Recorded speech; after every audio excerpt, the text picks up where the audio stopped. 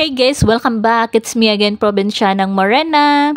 For today's video guys, ay isi-share ko lang sa inyo na meron akong natanggap na email from BPI saying that yung e-load or e-wallets guys sa BPI app are no longer available starting February 13, 2025.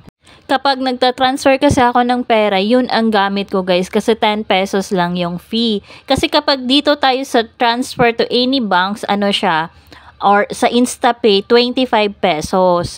O diba sayang din kasi yung 15 pesos na masisave mo. So let's move forward guys, ituturo ko sa inyo, ipapakita ko sa inyo kung paano magta-transfer via InstaPay from BPI to GCash or PayMaya. Halos parehas lang naman guys yung steps kung paano tayo magsisend ng money from BPI app to GCash via e-load or e-wallet. Kaibahan lang talaga yung fee guys kasi sa kabila sa e-wallet 10 pesos lang tapos dito kasi sa InstaPay 25 pesos. Any amount, ang maximum nila is 50,000. Unang gagawin guys, sign in lang tayo sa BPI app natin. And then ganito guys, so ayan, yung binilugan ko sa baba, yan yung i-click natin. Click transfer, then ito yung next. Kung may QR code kayo guys sa kung saan nyo isi-send, mas okay kasi i-click nyo yung transfer via QR code para wala na kayong masyadong i-input. Kung wala naman, transfer to another bank. Then click continue guys, tapos i-input nyo na po yung mga kailangan i-input, yung account number kung saan nyo isi-send and amount.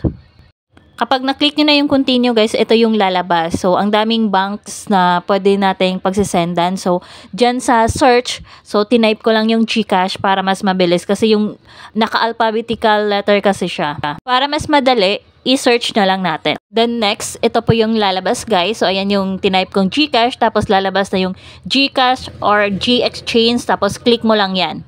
Kapag na-click na ng continue, so ito yung lalabas guys. Kasi diba nauna na nating i-input yung account number kung saan natin isi-send at saka yung account name. So ganyan. So nandyan na yung account info. So i-double check mo lang po. And then click continue kung tama naman yung account number. After clicking continue, ito yung lalabas guys. So i-input na natin yung kung magkano yung amount na isi-send mo. Then, click continue again and then eto na yung lalabas guys. So, dito ang summary. So, you need to double check again para tama yung info. Kasi kapag na-click mo na yung submit, wala na tayo guys magagawa kung mali yung number. And then, pansinin nyo guys sa summary, nandyan yung kung magkano yung isinend ko at saka fee. Eto guys, kahit 500 or kahit 50,000 yung isa-send mo kasi yung maximum 25 pesos talaga babayaran mo. Kung na-double check mo na yung summary and tama naman yung details, so click submit and then ito yung lalabas guys. Your transfer was successful. So ayan lang guys. So di ba ang dali lang at saka ang bilis lang. Basta kailangan mo lang ng internet connection. That's all for today. Thank you for watching guys. Please don't forget to like, subscribe, and share. Sa mga hindi pa nakapag-subscribe, please subscribe po. Thank you once again. Bye! Ingat po!